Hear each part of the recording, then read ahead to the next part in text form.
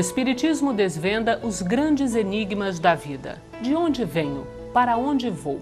O que acontece após a morte?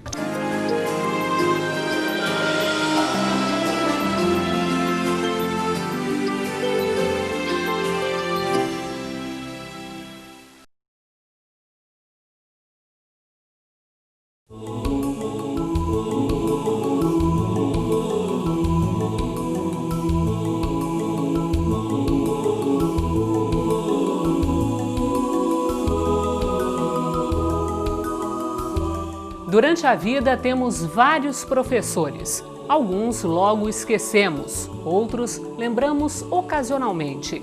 Mas há aqueles que, mesmo com o passar dos anos, jamais se apagam da nossa mente. E essa lembrança é sempre repleta de carinho e emoção. Um grande mestre deixa marcas profundas. Alguém que sabe ler o nosso coração, oferecer o exemplo certo e contribuir para a formação de um caráter firme. Pode ser um amigo, um desconhecido, um pai ou um grande irmão. O Terceira Revelação de hoje vai falar de um mestre por excelência, Jesus, sua pedagogia e seu método. A nossa convidada é a presidente da Federação Espírita do Rio Grande do Norte, Sandra Borba. Jesus é um repórter, é um antropólogo, é um poeta, é um administrador, é um líder. Numa época em que o mundo era mais violento, que os criminosos eram crucificados em público, ele veio para ensinar a beleza e a perfeição das leis de Deus. Seu nome, Jesus. No século I, passou pela Terra o maior mestre de todos os tempos. Um professor habilidoso, experiente, que conhecia as limitações e potenciais de seus seguidores. A cada exemplo, multidões sorriam. Centenas de pessoas ouviam encantadas histórias de profundo alcance moral, como a do samaritano, que cuidou de um desconhecido, ensinando a todos o significado do amor ao próximo. Ou a história do semeador, que mesmo tendo boa semente, não conseguiu fazer brotar todas as plantas. Algumas caíram em solo pedregoso, outras foram devoradas pelos pássaros, e apenas uma parte caiu em solo fértil. Com essa parábola, Jesus mostrou que é preciso estar preparado para receber a boa semente, mas como ser solo fértil para a mensagem do Cristo.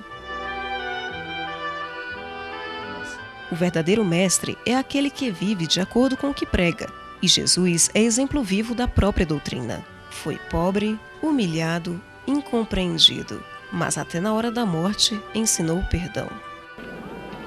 Father, forgive them. They know not what they do.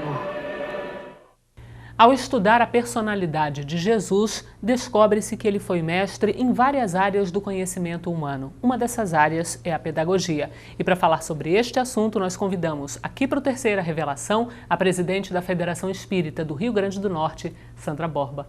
Sandra, a diversidade de metodologia que Jesus empregou ao longo da sua vida. Que diversidade é essa? É claro isso? Assim, estudando os evangelhos, nós vamos observar que Jesus fazia uso de diversas maneiras de ensinar, vamos dizer assim. A sua abordagem é, em primeiro lugar, uma abordagem centrada na pessoa, no ouvinte, no aluno, né? O que o torna, então, vamos dizer, um pedagogo, um educador extremamente moderno. Ele parte da realidade do seu aluno. Se ele está lidando com comerciantes, ele fala que o reino dos céus é um tesouro, por exemplo. Se ele está trabalhando com donas de casa, com mulheres, ele narra uma parábola dizendo da mulher que perdeu a dracma de casa, varre a casa inteira e aí vai e avisa as suas vizinhas naquele processo de comunicação próprio das mulheres. Então, ele tem uma abordagem centrada no ouvinte, no caso, no aluno. E ele utiliza uma diversidade metodológica muito interessante. Preleções, ou seja, exposições, sermões, como nós conhecemos, estimula os seus discípulos, aqueles que os ouvem, a observação, como, por exemplo, nos testifica o caso do óbolo da viúva, onde ele chama os seus discípulos para observarem aquela atividade da mulher em doar apenas 2 moedas. Ele usa muita ilustração.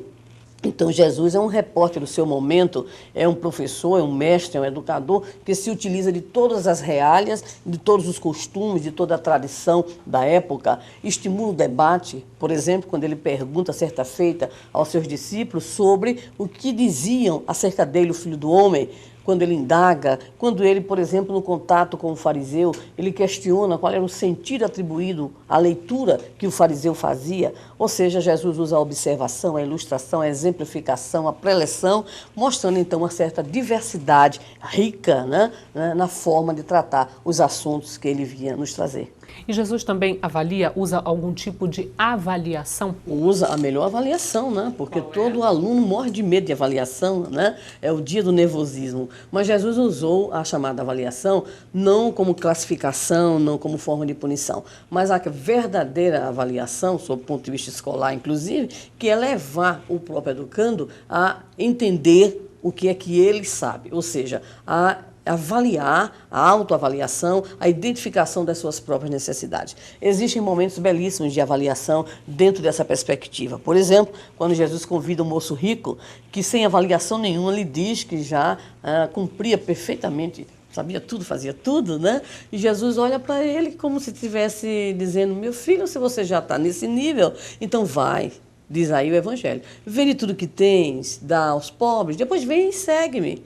E ele não demonstrou aquela condição, porque não tinha, de fato, aquela autoavaliação, o autoconhecimento. Da mesma forma, a simbologia da mulher adúltera, quando Jesus indaga aquela mulher, após ficar solitário com ela na praça, mulher, ninguém te condenou? Ela diz, não, então vai, e eu também não te condeno, mas de futuro não tornes a pecar. Então, o que Jesus faz é estimular naquele seu ouvinte, que é o seu aluno, o seu discípulo, poderíamos dizer assim, a esse processo da avaliação que busca o quê? Busca que a individualidade procure se situar. O que é que aprendi? O que foi que realmente consegui agregar enquanto valor? Então, é a estimulação ao autoconhecimento, à própria autoavaliação. E do ponto de vista de relacionamento entre ele, mestre Jesus, e os discípulos, ou os alunos, nem sempre é um relacionamento muito fácil. Pois é, mas com Jesus era. Era tão fácil que nós vamos encontrar, inclusive, situações inusitadas, como é o caso da família de Betânia, Lázaro e as irmãs Maria e Marta, cujas narrativas em torno da presença de Jesus no lar de Betânia revelam intimidade, né, dele com aqueles irmãos. Então, os discípulos tinham uma relação tão agradável com Jesus que eles, mesmo naquele momento histórico, não ficavam, vamos dizer assim, tímidos. Nós encontramos nas narrativas do Evangelho os discípulos indo perguntar ao Senhor, Senhor, o que é isto, o que é aquilo, levantando as suas dúvidas, colocando para ele as suas dificuldades. Ou é o caso de Simão Pedro, que ele indaga, Senhor, o que fazer com um irmão que pecou contra mim, deveria perdoá-lo até 7 vezes, né? E Jesus vai lhe responder, não até 7, mas até 70 vezes, 7 vezes, dá uma potência imensa, né? A gente chega a se viciar em perdoar, uma beleza. Mas aí o que é interessante nessa relação? Essa capacidade que Jesus tem de deixar os seus discípulos à vontade. Para um espírito daquela grandeza, daquela condição, é necessário que ele, de fato, fosse o testemunho, como o foi e o é, de amorosidade. Porque o ato pedagógico é um ato de amor.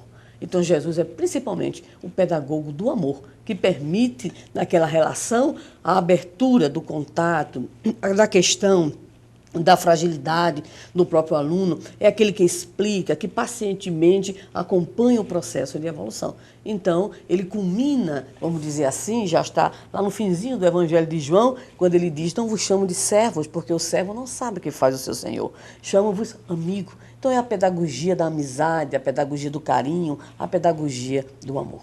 E nessa pedagogia da amizade, do carinho e do amor, usava-se que linguagem? Uma linguagem extremamente didática, poderíamos dizer assim. O que seria uma linguagem didática? Dissemos logo no início da nossa entrevista que o que caracteriza o bom mestre é principalmente o comunicador. É essa capacidade que o mestre tem de levar o conteúdo, o ensino. E Jesus utilizava uma linguagem didática bastante rica, ora poética, como, por exemplo, nós encontramos quando ele nos fala, olhai os lírios dos campos, olhai os pássaros dos céus, a poesia que verte, né, da palavra de Jesus. Ora, nós o vemos utilizar uma linguagem de síntese, parecendo até com os slogans de hoje, com o marketing de hoje, né? Ou seja, ele usa o conceito rápido, de modo que haja uma fixação. Eu sou o caminho, a verdade e a vida. Quem quiser vir após mim, negue-se a si mesmo, tome a sua cruz, siga-me. E ora, ele usa o chamado contraste, o que é muito curioso na linguagem pedagógica de Jesus. Quem quiser ganhar a sua vida, perde-la-á. Quem quiser ser o maior, seja o menor. Então é essa linguagem que parte do concreto, como dizíamos também ainda há pouco, ou seja, das situações reais, do costume, da cultura. Esse é o verdadeiro ensino, aquele que puxa do indivíduo aquilo que o indivíduo tem dentro do contexto que ele tem, mas projetando esse indivíduo para o futuro.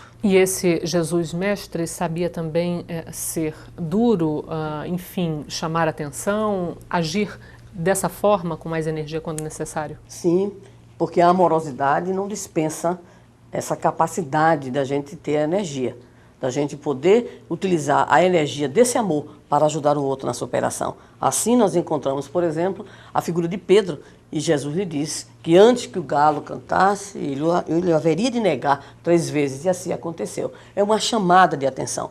A amorosidade de Jesus implica também nessa capacidade que ele demonstra de mostrar aos seus discípulos essa necessidade de mais vigilância, de autoconhecimento, o que revela então a figura do educador pleno, ou seja, daquele que ama, mas também daquele que corrige. Muito obrigada por essa entrevista. Tudo de bom para você também.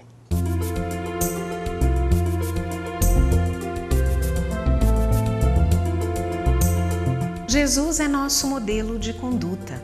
Mestre e irmão, ele nos ofereceu diversos ensinamentos, mas todos eles podem se resumir em apenas 2: amar a Deus e ao próximo.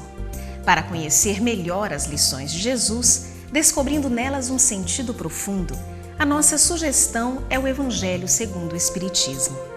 O livro contém a explicação das parábolas e máximas do Cristo e sua aplicação em nossas vidas.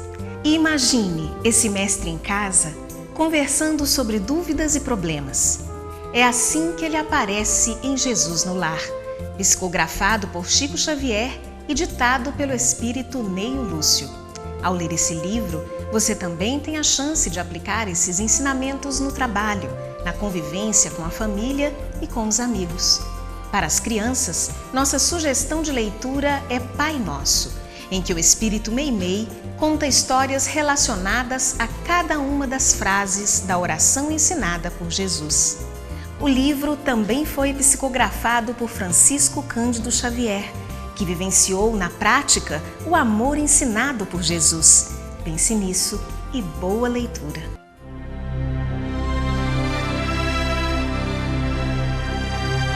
Amai os vossos inimigos, fazei o bem aos que vos odeiam e orai pelos que vos perseguem e caluniam. Sede, pois, vós outros perfeitos, como perfeito é o vosso Pai Celestial. Muitas vezes somos indagados sobre essa passagem de Jesus.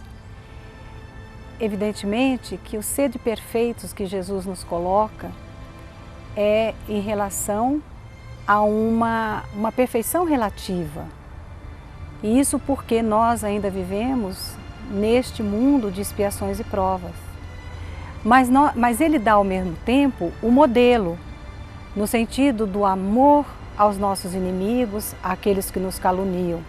E que na realidade o que ele quer nos dizer é sobre a caridade que devemos ter em relação àquelas pessoas que ainda transitam numa faixa negativa de rancor, de ódios e de calúnias. Então, essa passagem nos toca muito ao coração, porque é Jesus falando e nos dizendo que somos capazes sim de vencermos as nossas próprias imperfeições. O Terceira Revelação de hoje está terminando.